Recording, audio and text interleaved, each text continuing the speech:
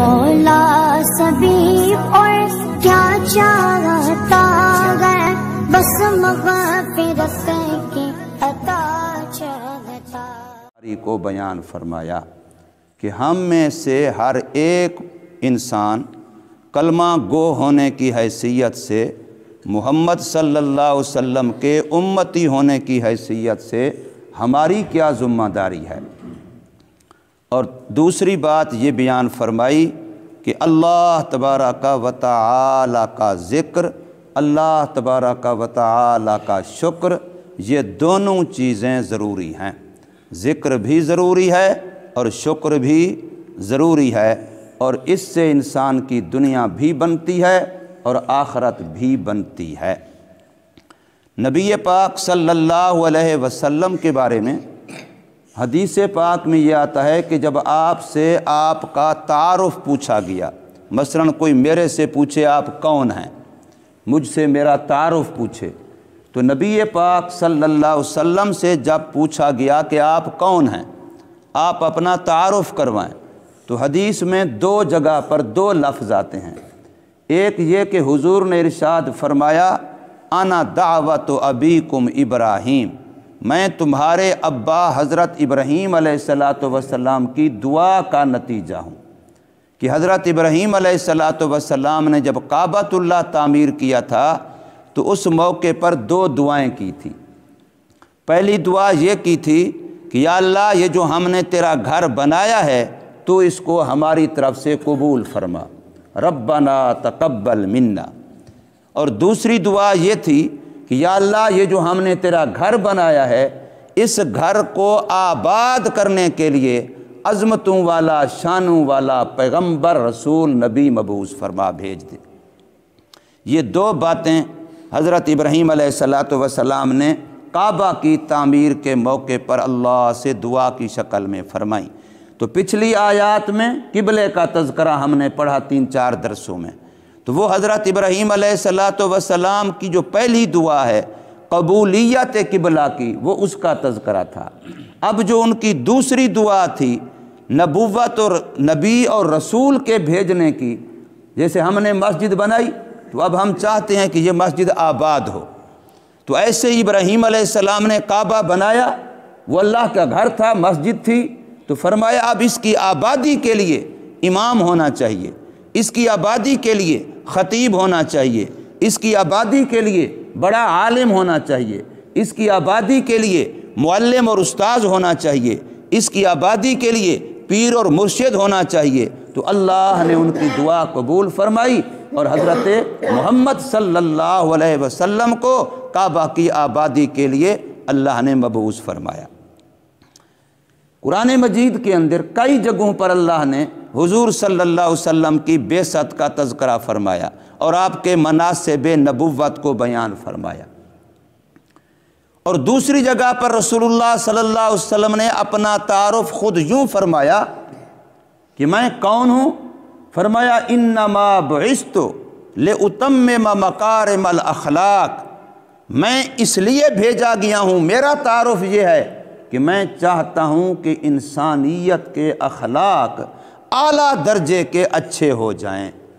اور اخلاق کا معنی نمازیں زیادہ پڑھنا نہیں ہوتا، اخلاق کا معنی زیادہ ذکر کرنا، تسبیح کرنا، تلاوت کرنا نہیں ہوتا۔ اخلاق کا معنی یہ ہوتا ہے کہ آپ کی زندگی ایسی بے عیب اور بے داغ ہو کہ محلے کے، آپ کے ساتھ اٹھنے بیٹھنے والوں کے، آپ کے ساتھ رہنے سہنے والوں میں سے کسی کو آپ کی طرف سے تکلیف نہ پہنچے۔ یہ آپ کی زندگی کامیاب زندگی ہے۔ کوئی انسان یہ نہ کہہ سکے کہ ان کی زبان سے مجھے تکلیف ہوئی، ایسا بول بولا۔ کوئی انسان نہ کہہ سکے کہ ان کے کسی فعل سے مجھے تکلیف ہوئی، انہوں نے ایسا کام کیا کہ مجھے تکلیف ہوئی۔ ہم نے صفائی کی، کوڑا گلی میں پھینک دیا تو ظاہر آنے جانے والوں کو تکلیف ہوگی۔ ہم نے گھر کو دھویا، گلی میں پانی چھوڑ دیا، اب ظاہر آنے جانے والوں کو تکلیف ہوگی۔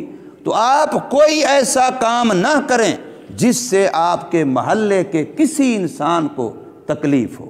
تو بس یہ انسان کے جو زندگی ہے یہ سب سے اعلیٰ اخلاق والی زندگی ہے۔ اپنے رہن سہن کو، اپنے لین دین کو۔ حضور صلی اللہ علیہ وسلم سے پوچھا گیا، یا رسول اللہ، اس محلے میں ایک عورت تھی، وہ فوت ہو گئی ہے، لیکن وہ بڑی نمازیں پڑھتی تھی، نفل نمازیں بھی بہت زیادہ پڑھتی تھی، بڑے نفلی روزے بھی رکھا کرتے تھی، بڑا صدقہ خیرات بھی کیا کرتی تھی، ذکر تسبیح تلاوت بہت کیا کرتی تھی، لیکن زبان کی ایسی تھی کہ سارا محلہ اس سے تنگ تھا۔ تو میرے آقا نے فرمایا صلی اللہ علیہ وسلم، وہ جہنمی ہے۔ حالانکہ نمازیں تلاوتیں ذکر بڑے کرتی تھی، وہ خود لوگ کہہ رہے ہیں، لیکن اس کی زبان اچھی نہیں ہے، تو حضور فرما رہے ہیں صلی اللہ علیہ وسلم یہ عورت جہنمی ہے۔ اور ایک اور عورت فوت ہوئی، اس کا تذکرہ کیا گیا، یا رسول اللہ صلی اللہ علیہ وسلم، فلانی عورت فوت ہو گئی ہے، وہ نمازیں تو صرف فرض پڑھا کرتی تھی جو ضروری ہیں، اور اسی طریقے سے باقی روزے عبادات بھی، لیکن اخلاق اتنا اچھے تھے کہ محلے کا ہر بندہ اس سے خوش تھا، ہر انسان اس سے راحت اور تکلیف اپنا آرام محسوس کرتا تھا، کسی کو اذیت اور تکلیف نہیں دیتی تھی۔ تو میرے آقا نے ارشاد فرمایا وہ جنتی ہے۔ تو اس لیے مکارم اخلاق جو رسول اللہ صلی اللہ علیہ وسلم فرما رہے ہیں، اچھے اخلاق اور ان کا بھی اعلیٰ درجہ وہ یہی ہے کہ کسیرا از کسے آزار نباشد، کسی کو کسی سے تکلیف نہ پہنچے۔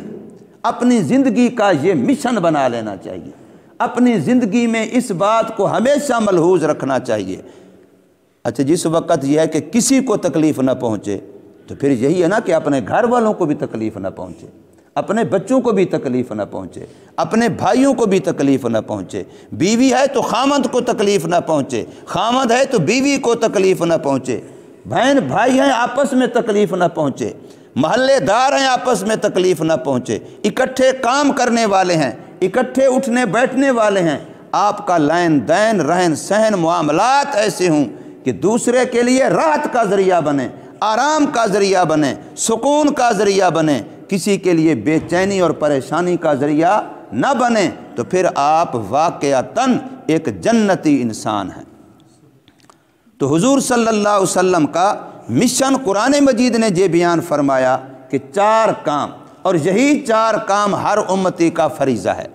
میں نے اگلے دن بھی عرض کیا تھا، یہ 4 کام ہر امتی کا فریضہ ہے، میرے بھی ذمہ ہے، دوسرے کے بھی، تیسرے کے بھی۔ یہ صرف مولوی کی ذمہ داری نہیں ہے، یہ صرف تبلیغی کی ذمہ داری نہیں ہے، جس نے کلمہ پڑھا ہے، جو یہ کہتا ہے کہ میں محمد کا امتی ہوں صلی اللہ علیہ وسلم، جو یہ کہتا ہے کہ قیامت کے دن مجھے حضور کے ہاتھ سے حوض کوثر کا جام چاہیے، جو یہ کہتا ہے کہ مجھے نبی پاک صلی اللہ علیہ وسلم کی سفارش چاہیے، جو یہ کہتا ہے کہ مجھے قیامت کے دن نبی پاک صلی اللہ علیہ وسلم کے جھنڈے کا سایہ چاہیے، تو اس ہر امتی کلمہ گو کو یہ کام کرنے چاہیے۔ ان میں سے پہلا کام یہ ہے قرآن مجید کی تلاوت کرنا، اللہ کی آیات کو ان کی تلاوت کرنا، اور نمبر 2، قرآن مجید نے جو ہمیں احکامات سکھلائے ہیں کہ فلاں فلاں چیزیں حلال ہیں، فلاں چیزیں حرام ہیں، فلاں کام جائز ہیں، فلاں کام ناجائز ہیں، ان کو سیکھنا، کہ قرآن نے حرام کیا بتلائے، حلال کیا بتلائے، جائز کیا بتلائے، ناجائز کیا بتلائے، ان کو سیکھنا، یہ تعلیم کتاب ہے۔ اور تیسرے نمبر پر تعلیم سنت ہے کہ سرکار مدینہ صلی اللہ علیہ وسلم نے صحابہ کرام رضوان اللہ تعالی علیہم اجمعین کو زندگی کا کیا طریقہ سکھلایا ہے، کھانے کا سنت طریقہ کیا ہے، سونے کا سنت طریقہ کیا ہے، ملاقات کا سنت طریقہ کیا ہے، اگر جدا ہونا ہے ایک دوسرے سے تو سنت طریقہ الوداعی کا کیا ہے، ایک ایک چیز میں لباس کا سنت طریقہ کیا ہے، ہر چیز کے اندر سنت طریقے کا سیکھنا، یہ فرمایا تیسرا یہ منصب اور ذمہ داری ہے ہر امت محمدیہ کے فرد کی جس نے کلمہ پڑھا ہے۔ اور چوتھا ہے اپنے باطن کو پاک کرنا، اپنے اندر کو پاک کرنا، اپنے اندر میں کفر نہ ہو، شرک نہ ہو، بدعت نہ ہو، گندے خیالات نہ ہوں، گندے وہمات نہ ہوں، گندی سوچ نہ ہو، تکبر، حسد، کینہ، بغض، لالچ، طمع، حرص، یہ گندگیاں نہ ہوں، اپنے اندر کو پاک کرنا۔ وَيُزَكِّي، یہ مستقل ایک منصب ہے۔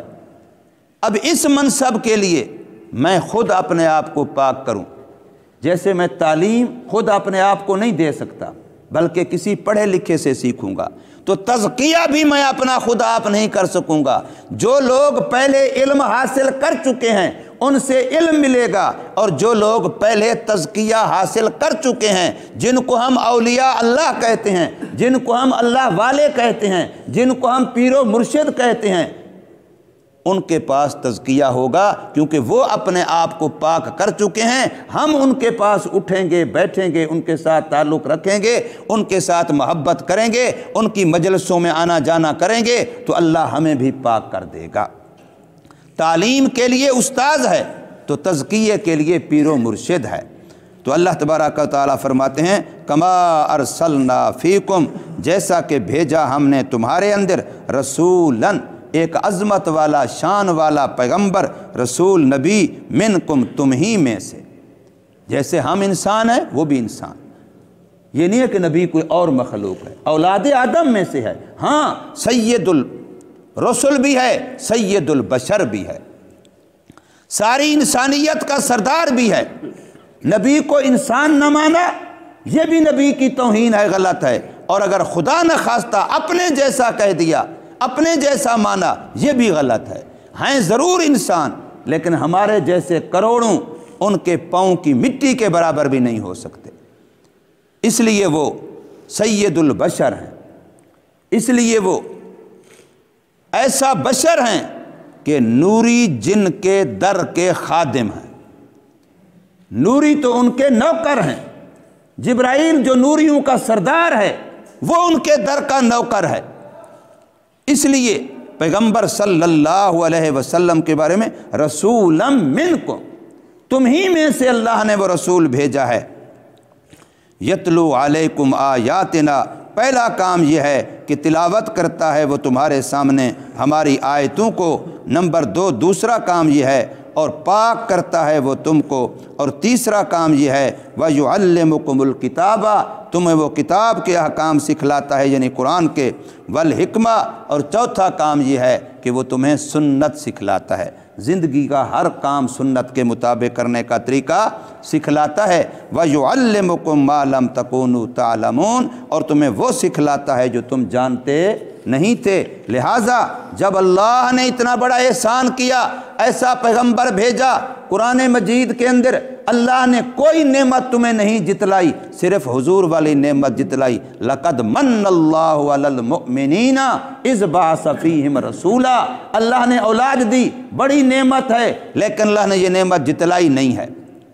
اللہ نے مال دیا، بڑی نعمت ہے، اللہ نے گھر دیا، نعمت ہے، اللہ نے صحت دی، نعمت ہے، لیکن اللہ نے جو نعمت جتلائی ہے وہ محمد صلی اللہ علیہ وسلم کی نبوت، رسالت اور آپ کی امت میں سے ہونا، یہ اتنی بڑی نعمت ہے۔ اللہ فرماتے ہیں میں نے تم پر احسان کیا ہے کہ تمہیں ایسا شانوں والا، عظمتوں والا نبی اور رسول دیا ہے۔ تو فرمایا جب نعمت ہے تو پھر اس نعمت پر اللہ کا شکر ہے، اس نعمت پر اللہ کا شکر ہے۔ اور شکر کا ایک طریقہ یہ کہ بس لفظ کہتے رہو شکر ہے شکر ہے شکر ہے، اس سے شکر ادا نہیں ہوگا، یہ شکر لسانی کافی نہیں ہے۔ شکر کا معنی یہ ہے قدر دانی، کہ یا اللہ جو تو نے نعمتیں دی ہیں ہم ان کی قدر کرتے ہیں کہ ان کو تیرے حکموں کے مطابق استعمال کریں گے۔ فَاذْكُرُونِي أَذْكُرْكُمْ، تم مجھے یاد کرو میں تمہیں یاد کرتا ہوں۔ ایک اللہ والے نے کہا کہ مجھے پتہ ہے کس وقت اللہ مجھے یاد کرتا ہے۔ لوگ حیران ہو گئے، بھئی آپ کو کیسے پتہ چل جاتا ہے کہ اس وقت اللہ تجھے یاد کر رہا ہے؟ کہتا ہے قرآن نے ضابطہ بیان کیا، جب میں اللہ کو یاد کرتا ہوں تو قرآن کہتا ہے پھر اللہ کا وعدہ ہے کہ اللہ مجھے یاد کرتا ہے۔ جس کو اللہ توفیق دے دے اپنی یاد کی تو حقیقتاً یہ اللہ کی طرف سے اس کی یاد ہے، یہ نشانی ہے کہ اس وقت تیرا اللہ تجھے یاد کر رہا ہے، اس لیے اس نے تجھے توفیق دی ہے کہ تیری زبان پر اللہ کا نام آیا ہے۔